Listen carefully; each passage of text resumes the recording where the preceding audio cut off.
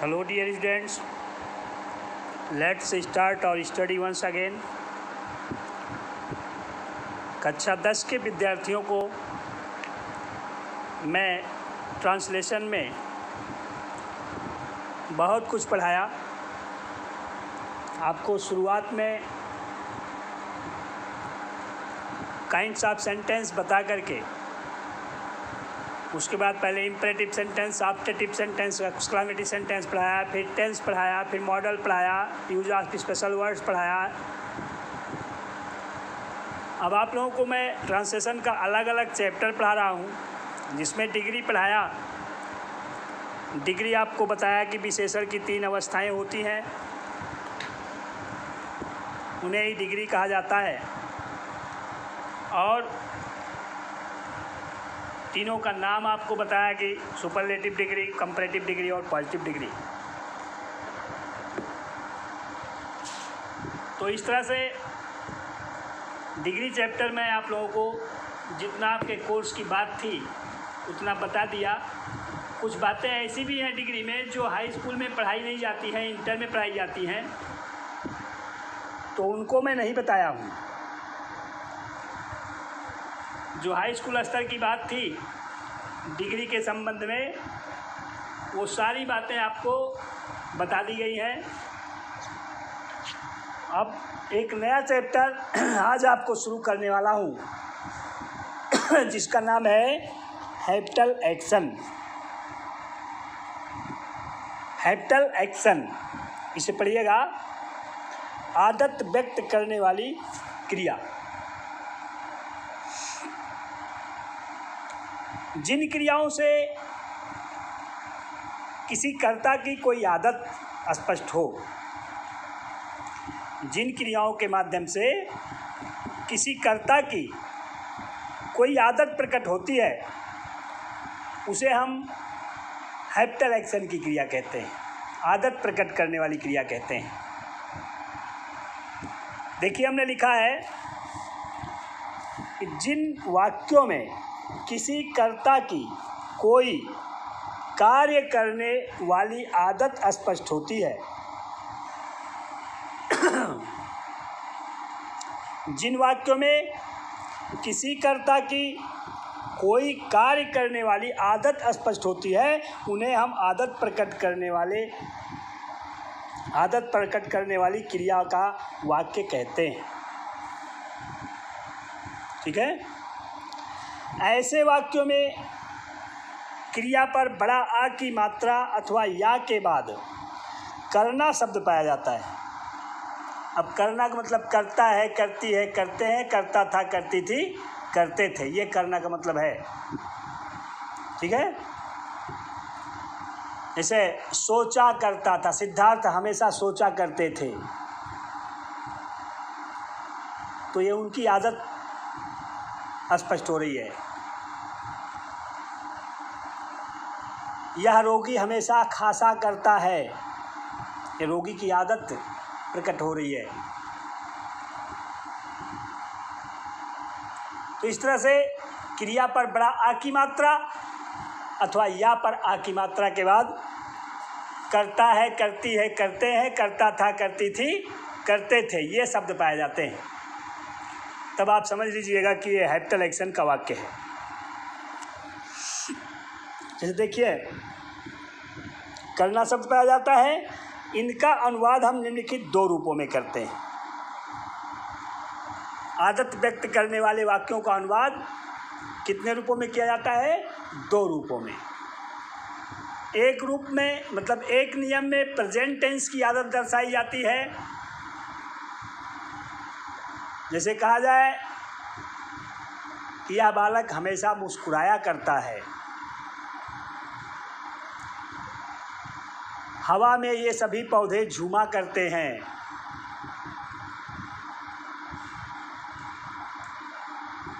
मेरा नौकर प्रतिदिन फर्श पर पोछा लगाया करता है। ये वर्तमान काल की आदत हो गई। अब है की जगह पर था हो जाए तो भूतकाल की आदत हो जाएगी। जैसे कहा जाए कि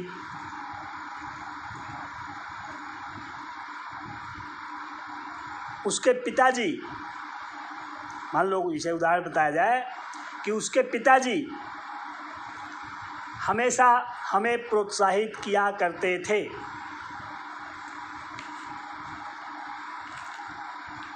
इंदिरा गांधी देश के विकास के बारे में सोचा करती थी।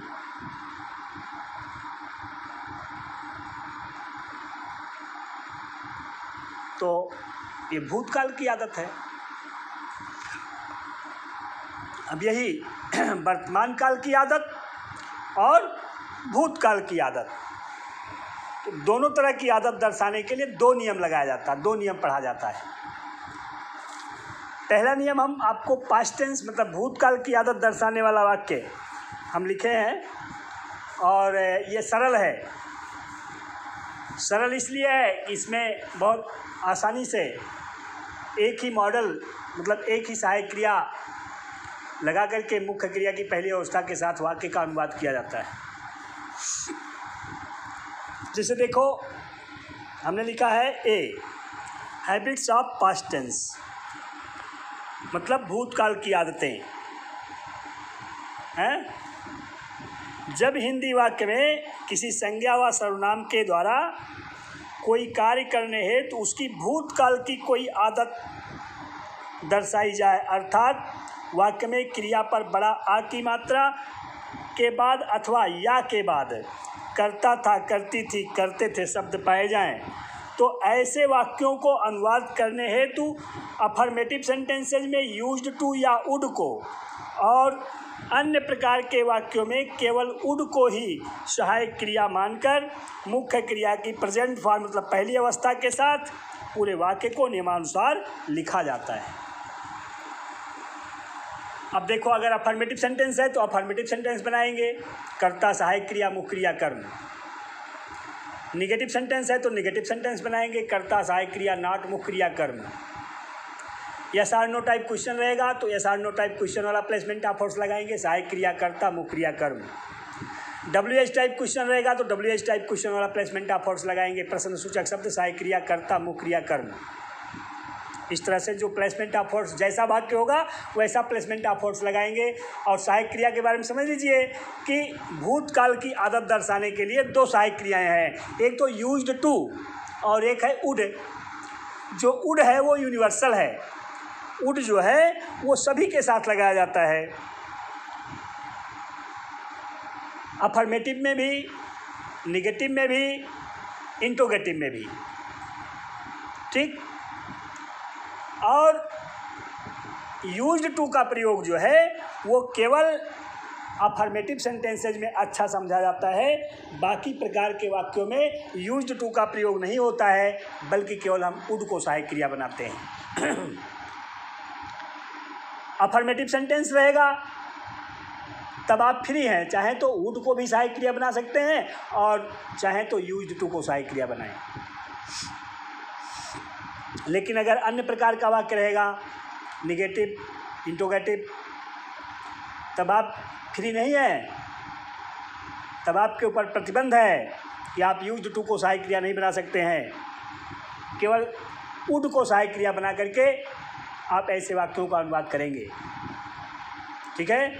और सहायक क्रिया के साथ जो मुख्य क्रिया होगी वाक्य में, जिस क्रिया को करने की आदत दर्शाई जाएगी उसकी पहली अवस्था ही उपयोग की जाएगी, प्रेजेंट फॉर्म ही उपयोग में लाएंगे, ठीक है। अब तो समझ गए होंगे ना कि अफर्मेटिव सेंटेंसेज में यूज्ड टू या वुड दोनों में से किसी को सहायक क्रिया बना सकते हैं और मुख्य क्रिया पहली अवस्था लगाई जाएगी, किंतु अन्य प्रकार के वाक्यों में केवल वुड को सहायक क्रिया बना सकते हैं और मुख्य क्रिया की पहली अवस्था का ही प्रयोग कर सकते हैं, ठीक है। अब चलिए वाक्यों को देखा जाए। 10 वाक्य हमने लिखा है। लिखा, अंग्रेज हमारे पूर्वजों को प्रताड़ित किया करते थे। तो ये अंग्रेजों की आदत थी, प्रताड़ित करने की आदत थी। किसकी? अंग्रेजों की। इसे अंग्रेज हमारे पूर्वजों को प्रताड़ित किया करते थे, मतलब ये अंग्रेजों की आदत दर्शाई जा रही है। अगर ये किया शब्द निकाल दिया जाए, प्रताड़ित करते थे, तब तो ये पास्ट इंडेफिनिट टेंस का हो जाएगा। लेकिन यहाँ क्या है लिखा गया है, हमारे अंग्रेज हमारे पूर्वजों को प्रताड़ित किया करते थे, मतलब वो अक्सर ऐसा हुआ करता था। ठीक है, तो इसका मतलब ये जो है हैप्टल एक्शन है, हैप्टल एक्शन भूतकाल की आदत दर्शाई जा रही है। इसमें आप चाहें तो वुड को सहायक क्रिया बना लें और चाहें तो यूज्ड टू को सहायक क्रिया बना लें और मुख्य क्रिया की पहली अवस्था के साथ पूरे वाक्य को नियमानुसार लिख डालें।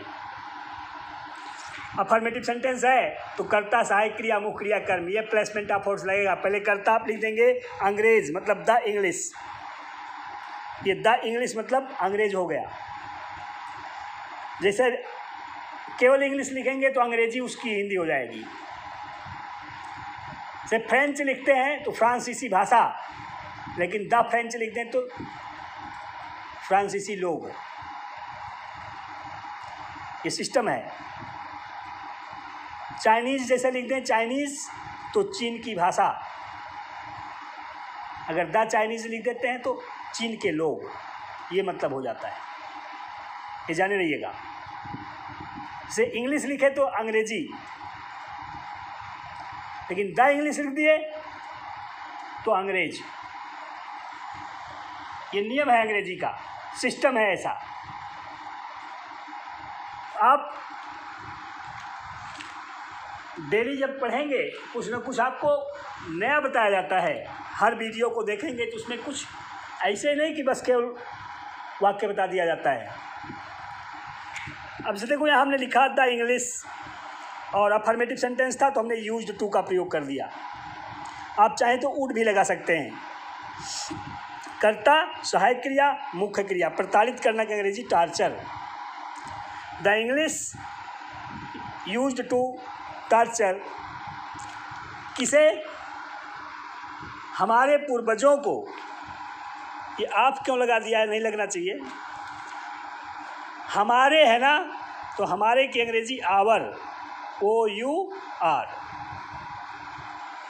The English used to torture our forefathers और एंसेस्टर्स। चाहे एंसेस्टर्स से लिख देंगे चाहे फोर फादर्स से लिख देंगे, दोनों वाक्य सही होगा, दोनों शब्द सही होगा। हमने लिख दिया कि the English used to torture our forefathers. अंग्रेज हमारे पूर्वजों को सताया करते थे, प्रताड़ित किया करते थे। अगला वाक्य है, देखो लिखा है उसके पिताजी बिना चश्मे के ही अखबार पढ़ा करते थे। उसके पिताजी बिना चश्मे के ही अखबार पढ़ा करते थे। तो इसमें अफर्मेटिव सेंटेंस ये भी है, कर्ता उसके पिताजी, पढ़ना क्रिया, अखबार कर्म। बिना चश्मे के, ये गवर्न बाई प्रीपोजिशन की संज्ञा है। अफर्मेटिव है तो चाहे सिंगुलर नंबर कर्ता हो चाहे प्लुरल नंबर हो, मतलब एक वचन हो चाहे बहुवचन हो, आप चाहे तो यूज्ड टू का प्रयोग कर लें चाहे तो वुड का प्रयोग कर लें, नंबर से कोई मतलब नहीं है। अफर्मेटिव सेंटेंस है तो आप दोनों में से किसी को भी सहायक क्रिया बना सकते हैं। ठीक है, हमने लिख दिया his father used to, affirmative था, कर्ता सहायक क्रिया मुख्य क्रिया कर्म, ये वाला प्लेसमेंट ऑफ फोर्स लगाया। कर्ता हिज फादर, सहायक क्रिया यूज्ड टू, मुख्य क्रिया कर जो है पढ़ना, पढ़ना का अंग्रेजी पेरियूज हमने लिख दिया। His father used to peruse the newspaper, अखबार की अंग्रेजी। और बिना चश्मे के without glasses, his father used to peruse the newspaper without glasses. आप यहाँ यूज्ड टू की जगह पर वुड का भी प्रयोग कर सकते हैं दोनों वाक्यों में। तीसरा है भारतीय नदियाँ पूरे वर्ष भर प्रवाहित हुआ करती थी। ये नदियों की आदत दर्शाई जा रही है कि भारतीय नदियाँ पूरे वर्ष भर प्रवाहित हुआ करती थी, ये भी अफर्मेटिव है। अब इसमें आप चाहे वुड का प्रयोग करें और चाहे तो यूज्ड टू का प्रयोग करें। ठीक है, हम कहेंगे चूँकि अफर्मेटिव सेंटेंसेज में ही यूज्ड टू का प्रयोग होता है, इसलिए मैं यूज्ड टू का प्रयोग अफर्मेटिव सेंटेंस में कर दिया। चाहे तो अफर्मेटिव सेंटेंसेज में भी आप वुड का प्रयोग करें, लिख दीजिए Indian rivers would flow. Indian rivers would flow, चाहे लिखें Indian rivers used to flow. इस यूज्ड टू की जगह पर आप वुड लगा सकते हो। फॉर द होल ईयर, पूरे वर्ष भर। The Indian rivers used to flow for the whole year. इस तरह से 3 सेंटेंसेस हुए। अब इधर देखें, चौथा सेंटेंस है कि हमारे शिक्षक हमें समय से पाठ्यक्रम पढ़ाया करते थे। हमारे शिक्षक हमें समय से पाठ्यक्रम पढ़ाया करते थे। इसमें हमारे शिक्षक कर्ता हो गया और पढ़ाना क्रिया हो गया। पाठ्यक्रम डायरेक्ट ऑब्जेक्ट है, हमें इनडायरेक्ट ऑब्जेक्ट है। अफर्मेटिव सेंटेंस लिखा गया है। अफर्मेटिव सेंटेंस वाला प्लेसमेंट ऑफ फोर्स लगाइए। कर्ता सहायक क्रिया, मुख्य क्रिया कर्म। कर्ता है हमारे पूर्वज, हमारे शिक्षक, तो आवर टीचर्स। सहायक क्रिया वुड, हमने यूज्ड टू लिखा है, आप वुड भी लिख सकते हो। मुख्य क्रिया पढ़ाना की अंग्रेजी teach. Our teachers would teach, our teachers used to teach. अब इनडायरेक्ट ऑब्जेक्ट हमने पहले लिख दिया अस, फिर डायरेक्ट ऑब्जेक्ट लिखा हमारा कोर्स, आवर कोर्स, हमारा पाठ्यक्रम।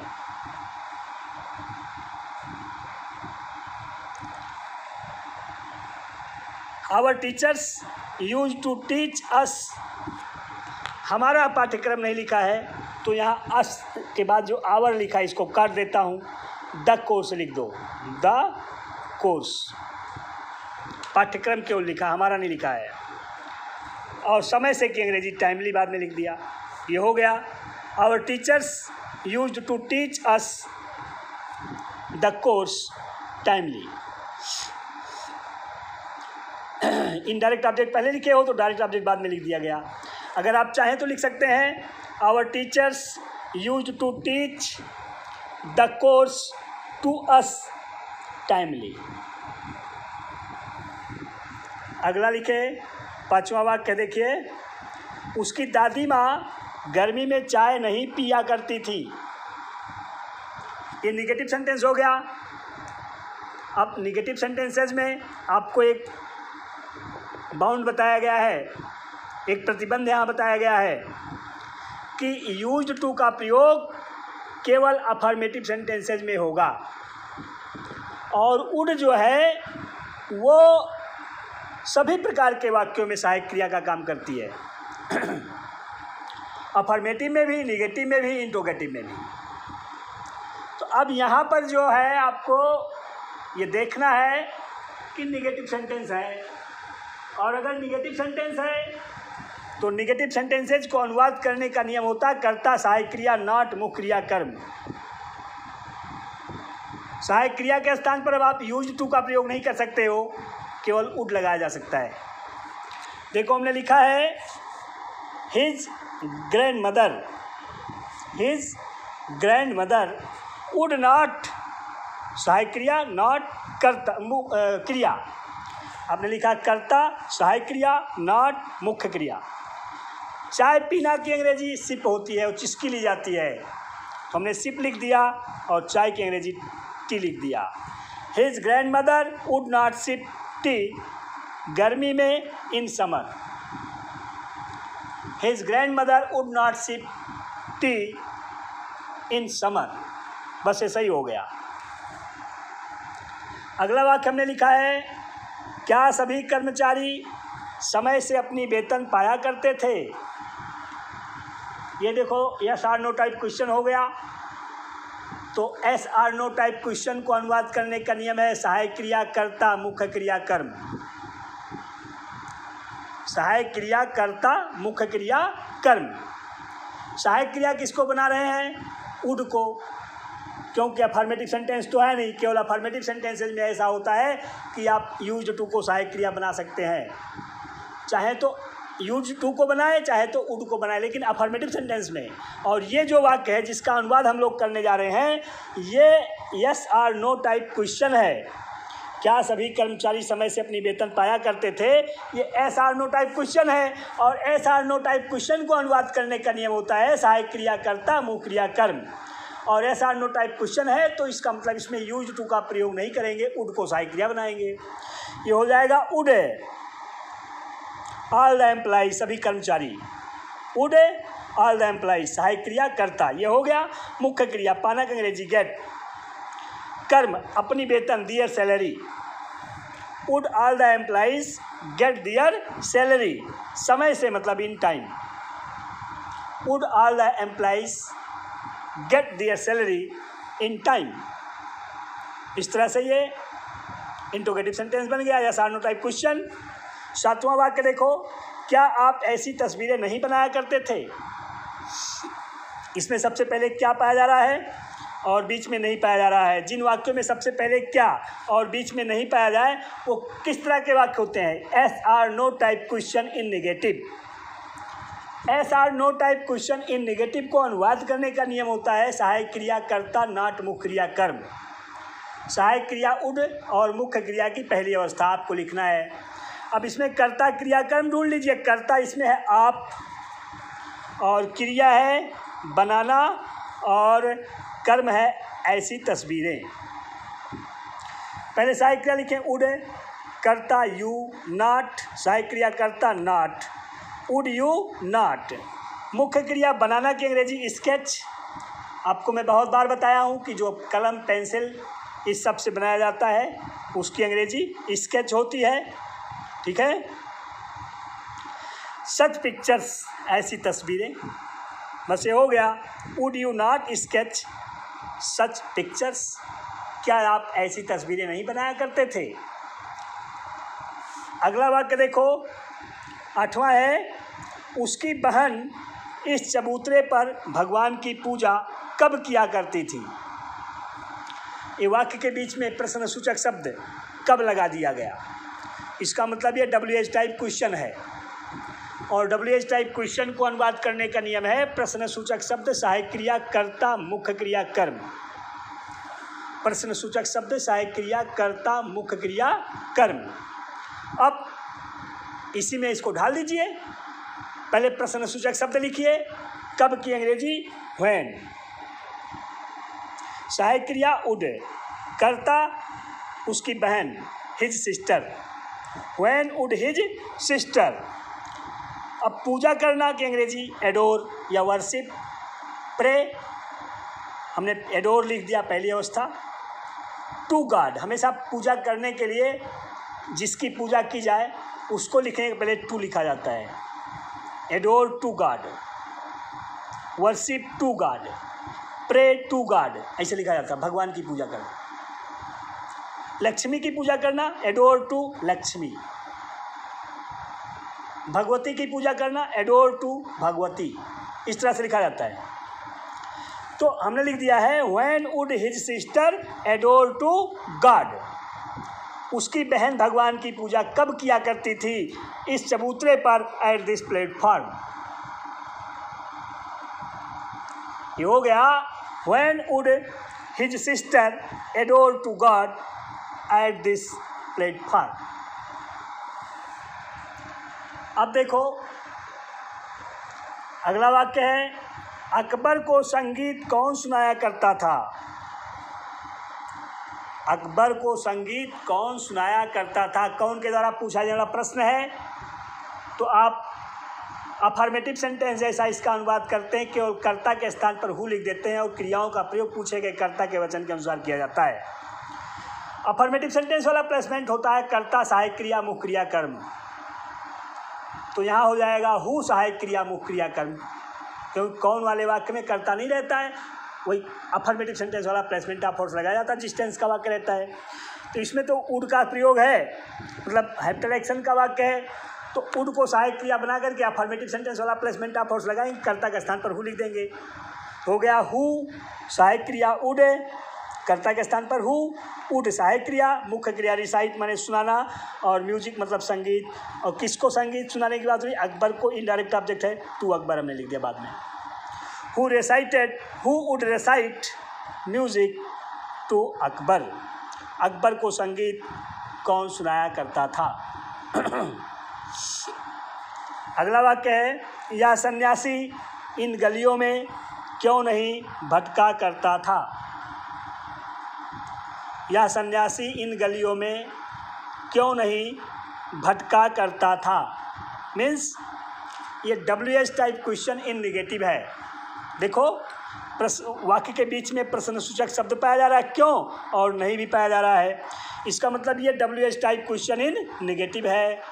और WH टाइप क्वेश्चन इन निगेटिव जो होता है उसको अनुवाद करने का नियम है प्रश्नसूचक शब्द सहायक क्रिया कर्ता नॉट मुख्य क्रिया कर्म। प्रश्नसूचक शब्द सहायक क्रिया कर्ता नॉट मुख्य क्रिया कर्म।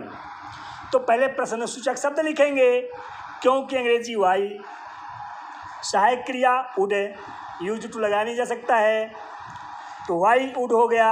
फिर कर्ता या सन्यासी this hermit, why would this hermit not. प्रश्नसूचक शब्द सहायक क्रिया कर्ता not, why would this hermit not. मुख्य क्रिया भटकना की अंग्रेजी wander, why would this hermit not wander in these streets, इन गलियों में, why would this hermit not wander in these streets.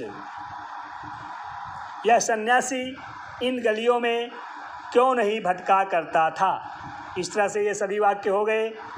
मैं चाहूँगा कि आप लोग पहले जो फ़ोटो भेजूँगा, इसकी फ़ोटो पहले भेजूँगा आज, और वीडियो भी भेजूँगा, तो उस फ़ोटो को देख देख करके अपनी कॉपी में पहले लिख लीजिएगा। फिर इस वीडियो को देख देख करके वाक्यों को समझने की कोशिश करिएगा। जब आप पहले इसको लिखेंगे, जब अपनी कॉपी में हम फ़ोटो भेजेंगे ना, उस फ़ोटो को देख करके आप लिख लीजिए। फिर इस वीडियो को सब देखिए, पहले लिख लेंगे, फिर आप इस वीडियो को देखेंगे और समझने की कोशिश करेंगे, तब फिर इन वाक्यों का अनुवाद आप अपनी फेयर कॉपी में करिए। पहले इस वीडियो को समझने की कोशिश करो, क्या कहा जा के बताया गया है, क्या समझाया गया है, उस दृष्टिकोण से आप सही कर सकते हैं। बाकी अब नहीं पढ़ना है तो जो आपकी मर्ज़ी हो, आप फ्री हो स्कूल आना नहीं है, घर पर रहो, पढ़ो। अगर आपको पढ़ने की इच्छा है तो पढ़ो, नहीं पढ़ने की इच्छा है तो कोई कुछ कहने वाला तो मिलेगा नहीं आपको, आपकी कॉपी नहीं चेक होगी। अब क्या बताएं, समय ऐसा है।